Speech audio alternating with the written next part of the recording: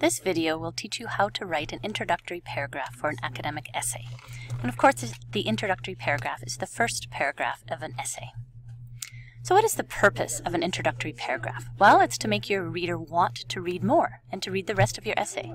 It's to prepare them for the thesis and to introduce the topic by giving some context or some background information on the topic. And you also guide them to your main point or your main idea of in your thesis statement. So you guide them in the direction you're taking them, and your main idea in the thesis statement should not come as a surprise. So there's three parts to an introductory paragraph. You have your hook, background information or some context, and then your thesis statement, and that includes your topic and main point or position. And there are often predictors that you include in your thesis statement as well. So let's take a look at the hook. So the hook is typically 1 or 2 sentences long. It's usually quite creative. And the purpose of a hook is to to catch the reader's attention. You want to hook them into wanting to read more. So there are a variety of ways that you can hook your reader into wanting to read more. So I'm just going to talk about 6, but there are certainly other ways to hook your reader, but these are 6. You can begin with a famous quote. You can use a provocative statement or a striking fact. You can start with a question, or challenge a widely held opinion. You can also begin with a definition. Or the 6th way to hook a reader in is start with a generalization. And I'll go into each of these 6 different ways to hook a reader in more detail. So 1, we'll start with the famous quotes. Here are some examples. Animals are my friends, and I don't eat my friends. That was by George Bernard Shaw. So this type of hook could be used for an essay on vegetarianism or, that's probably the main topic that this could be used for. Another quote, there cannot be true democracy unless women's voices are heard. That was by Hillary Rodham Clinton. And that could be used for an essay on women's rights or democracy or politics, etc. Another famous quote, live simply so others can simply live, by Gandhi. This could be used for an essay on protecting the environment or consumerism or business, etc. Another type of hook is a provocative statement or a surprising fact. Some examples, the Pentagon has twice as many bathrooms as are necessary. So that would pique your interest, I would think. You're thinking, wow, that's a lot of bathrooms. And this could be used on an essay about government buildings or the excess in government spending. Another example, over 1 million adults and children worldwide tune in to watch the TV show SpongeBob SquarePants on a weekly basis. This statement could be used in an essay on children's cartoons or on the effects of watching TV, etc. A third type of hook are questions. For example, how would you feel if you found out that the murderer of the person you loved most in the world was about to be set free after only 2 years in prison? Well, that should really catch your attention. That could be used for an essay on the justice system or capital punishment. Another example, what is more valuable than gold? This could be used for an essay on friendship. Another type of hook is to challenge a widely held opinion. So widely held opinion means something that most people think to be true. So this challenges that idea or that opinion. So for example, the hole in the ozone layer is shrinking. Well, most people think it's growing. Japanese researchers say the hole could be on its way to recovery more quickly than anticipated. So that challenges a widely held opinion. This could be used for an essay on the environment or on global warming, climate change, etc.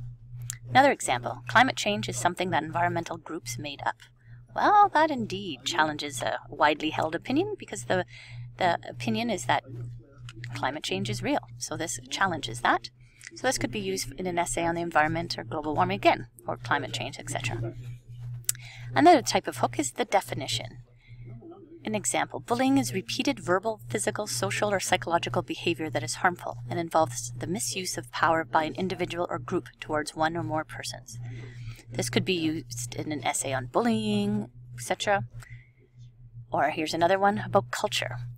The system of shared beliefs, values, customs, behaviors, and artifacts that the members of society use to cope with their world and with one another, and that are transmitted from generation to generation through learning. So that could be, of course, on an essay about culture. And so when might we use these definitions, or why? Well, when maybe people have different ideas of the definition of bullying, for example, or culture, and so you want to clarify it right from the very beginning in your essay. Generalization is another type of hook. For example, the family is a fundamental social institution that forms the basis of most societies. So this could be used for an essay on the changing structure of family. And so it starts really broad or general. Or water is an essential natural resource without which life as we know it would be impossible. This could be used for an essay on the need to protect our drinking water supplies from contamination, for example. Okay, so after the hook, I gave you 6 examples of different types of hooks, but there are many more. After the hook, you give background information or set the context for your essay. So this then is several sentences long. You set the stage, or like I said, you give context, so your reader knows a little bit more about your topic and what you're going to be talking about within the rest of your essay. And then after several sentences that provide background or context, then you conclude the introductory paragraph with a thesis statement. So a thesis statement reveals the subject or talks about the topic. It indicates the purpose of the essay, so whether it's to inform, persuade, narrate, compare, etc. Also includes a focus or point of view of the essay, and avoids vague vocabulary or generalizations. For example, all Canadians like to do activities on weekends. You wouldn't say that. That's way too broad or general. The thesis statement also includes predictors, and a predictor is an outline of the chronological development of your essay's main supporting points. So in other words, it tells you what your body paragraphs are going to be about in the order that they're going to be written about as well. There we go. So an example of a thesis statement with predictors. Here's one here. The 3 main disadvantages of living in a large city are the deafening noise, the strong smells, and the ugly sights. So you can see here the 3 predictors are about the noise, the deafening noise, the strong smells, and the ugly sights. So it's predicting what the next 3, in this case, 3 body paragraphs are going to be about. The first body paragraph is going to be about noise, the second body paragraph about smells, and the third body paragraph about sights. Here's a few guidelines to keep in mind about the introductory paragraph. Keep the hook short, 1 to 2 sentences. Make sure the material in your paragraph, your sentences, are relevant to your topic in your thesis statement. Don't introduce irrelevant material, for example, and then also don't give detailed information about the main supporting ideas. Leave that for the body paragraphs. And then end the introduction with the thesis statement. So your last sentence of your introductory paragraph should be your thesis statement. And the thesis statement is so very important. And there's a few common, what we call pitfalls or mistakes that students often make, and we'll get into them now. 1, don't state the obvious. For example, homelessness is a problem in large cities. Well, everybody knows that, so don't state it if it's obvious. Avoid making useless apologies, such as, I'm not sure, or of course, others know more about this than I do, or it seems to me that, da-da-da-da. So be clear, be strong in the use of your language. Avoid using meaningless or overused expressions, such as, goes without saying that, or as you know, or everyone knows. Well, if everyone knows, why are you telling us? So don't say things like that.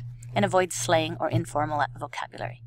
Words like stuff or whatever are words that you wouldn't use in an academic essay. So a summary. Your introductory paragraph should include a hook which catches the reader's attention, several sentences that set the context of the essay and topic or give background information, and then your thesis statement, often with predictors, which states the topic and your side or position or your opinion of the writer and the direction you're going for the essay. And that's all. Enjoy writing introductory paragraphs. Best of luck.